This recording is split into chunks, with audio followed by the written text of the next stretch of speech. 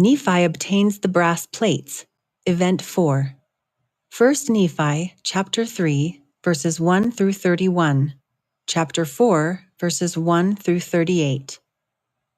And it came to pass that I, Nephi, returned from speaking with the Lord to the tent of my father. And it came to pass that he spake unto me, saying, Behold, I have dreamed a dream, in the which the Lord hath commanded me that thou and thy brethren shall return to Jerusalem.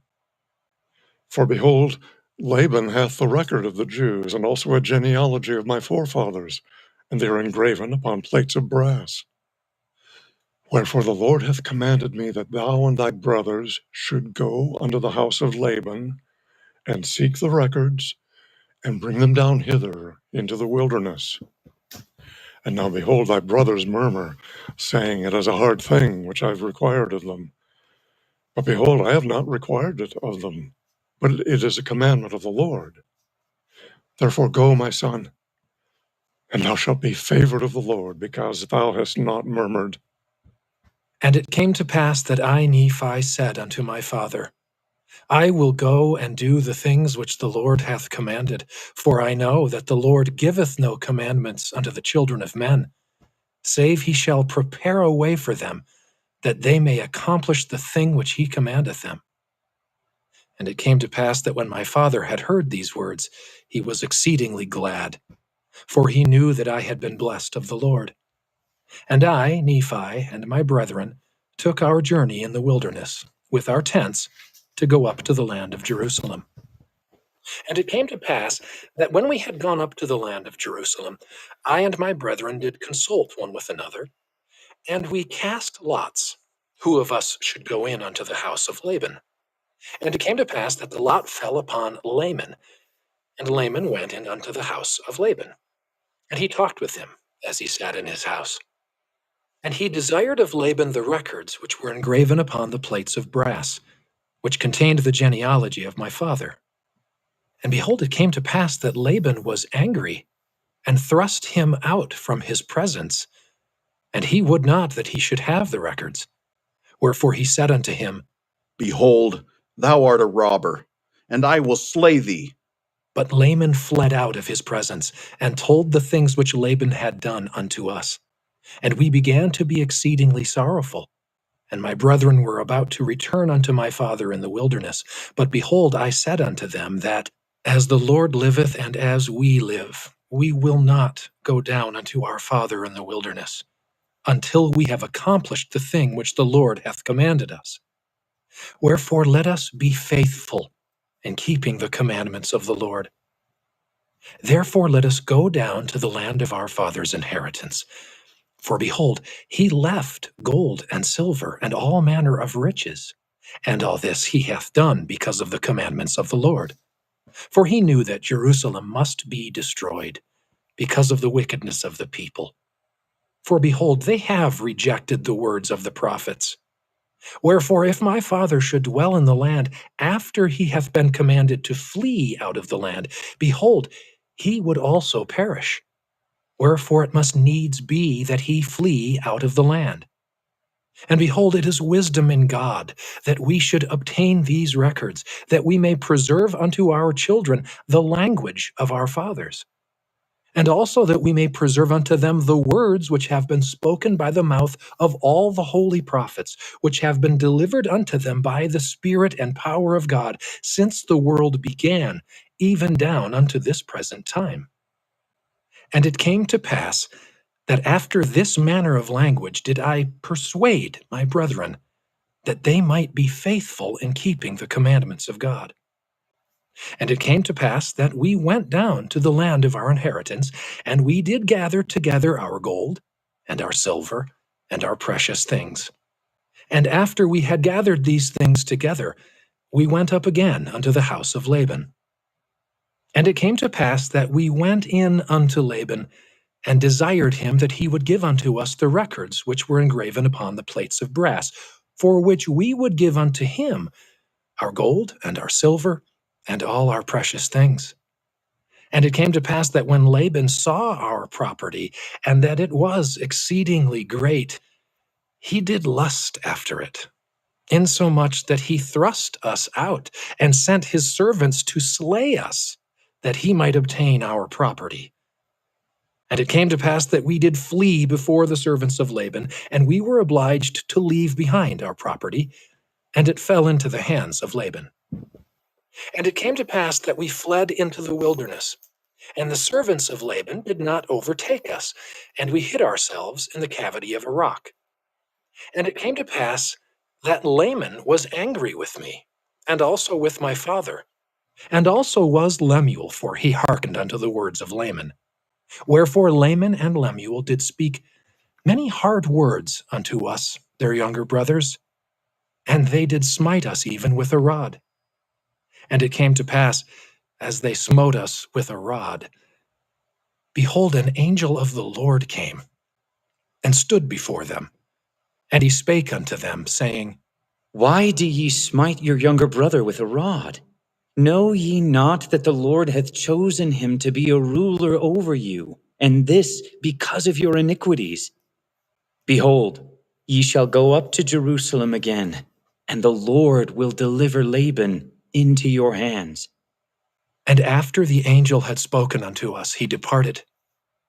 And after the angel had departed, Laman and Lemuel again began to murmur, saying, How is it possible that the Lord will deliver Laban into our hands? Behold, he is a mighty man, and he can command 50. Yea, even he can slay 50. Then why not us? And it came to pass that I spake unto my brethren, saying, Let us go up again unto Jerusalem, and let us be faithful in keeping the commandments of the Lord. For behold, he is mightier than all the earth. Then why not mightier than Laban and his 50, yea, or even than his tens of thousands? Therefore let us go up, let us be strong like unto Moses. For he truly spake unto the waters of the Red Sea, and they divided hither and thither, and our fathers came through out of captivity on dry ground, and the armies of Pharaoh did follow and were drowned in the waters of the Red Sea. Now behold, ye know that this is true. And ye also know that an angel hath spoken unto you. Wherefore can ye doubt? Let us go up. The Lord is able to deliver us, even as our fathers, and to destroy Laban, even as the Egyptians. Now when I had spoken these words, they were yet wroth, and did still continue to murmur. Nevertheless, they did follow me up until we came without the walls of Jerusalem. And it was by night, and I caused that they should hide themselves without the walls.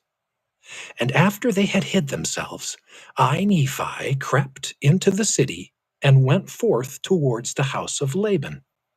And I was led by the Spirit, not knowing beforehand the things which I should do. Nevertheless, I went forth. And as I came near unto the house of Laban, I beheld a man, and he had fallen to the earth before me, for he was drunken with wine. And when I came to him, I found that it was Laban. And I beheld his sword, and I drew it forth from the sheath thereof, and the hilt thereof was of pure gold, and the workmanship thereof was exceedingly fine. And I saw that the blade thereof was of the most precious steel. And it came to pass that I was constrained by the Spirit that I should kill Laban. But I said in my heart, Never at any time have I shed the blood of man. And I shrunk, and would that I might not slay him. And the Spirit said unto me again, Behold, the Lord hath delivered him into thy hands. Yea, and I also knew that he had sought to take away mine own life. Yea, and he would not hearken unto the commandments of the Lord. And he also had taken away our property. And it came to pass that the Spirit said unto me again, Slay him, for the Lord hath delivered him into thy hands. Behold, the Lord slayeth the wicked to bring forth his righteous purposes. It is better that one man should perish than that a nation should dwindle and perish in unbelief. And now when I, Nephi, had heard these words, I remembered the words of the Lord which he spake unto me in the wilderness, saying that, Inasmuch as thy seed shall keep my commandments, they shall prosper in the land of promise. Yea, and I also thought that they could not keep the commandments of the Lord according to the law of Moses, save they should have the law. And I also knew that the law was engraven upon the plates of brass. And again, I knew that the Lord had delivered Laban into my hands for this cause, that I might obtain the records according to his commandments. Therefore, I did obey the voice of the Spirit, and took Laban by the hair of the head, and I smote off his head with his own sword. And after I had smitten off his head with his own sword, I took the garments of Laban, and put them upon mine own body, yea, even every whit, and I did gird on his armor about my loins. And after I had done this, I went forth unto the treasury of Laban, and as I went forth towards the treasury of Laban, behold, I saw the servant of Laban who had the keys of the treasury, and I commanded him in the voice of Laban that he should go with me into the treasury. And he supposed me to be his master, Laban, for he beheld the garments, and also the sword girded about my loins. And he spake unto me concerning the elders of the Jews, he knowing that his master Laban had been out by night among them. And I spake unto him as if it had been Laban. And I also spake unto him that I should carry the engravings which were upon the plates of brass to my elder brethren, who were without the walls. And I also bade him that he should follow me. And he, supposing that I spake of the brethren of the church, and that I was truly that Laban whom I had slain, wherefore he did follow me. And he spake unto me many times concerning the elders of the Jews, as I went forth unto my brethren who were without the walls. And it came to pass that when Laman saw me, he was exceedingly frightened, and also Lemuel and Sam. And they fled from before my presence, for they supposed it was Laban, and that he had slain me, and had sought to take away their lives also.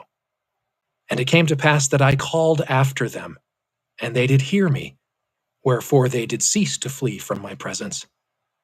And it came to pass that when the servant of Laban beheld my brethren, he began to tremble, and was about to flee from before me, and return to the city of Jerusalem. And now I, Nephi, being a man large in stature, and also having received much strength of the Lord, therefore I did seize upon the servant of Laban, and held him, that he should not flee. And it came to pass that I spake with him, that if he would hearken unto my words, as the Lord liveth, and as I live, even so, that if he would hearken unto our words, we would spare his life. And I spake unto him, even with an oath, that he need not fear, that he should be a free man like unto us, if he would go down in the wilderness with us. And I also spake unto him, saying, Surely the Lord hath commanded us to do this thing, and shall we not be diligent in keeping the commandments of the Lord? Therefore, if thou wilt go down into the wilderness to my father, thou shalt have place with us. And it came to pass that Zoram did take courage at the words which I spake. Now Zoram was the name of the servant, and he promised that he would go down into the wilderness unto our father. Yea, and he also made an oath unto us, that he would tarry with us from that time forth. Now we were desirous that he should tarry with us for this cause, that the Jews might not know concerning our flight into the wilderness, lest they should pursue us and destroy us. And it came to pass that when Zoram had made an oath unto us, our fears did cease concerning him.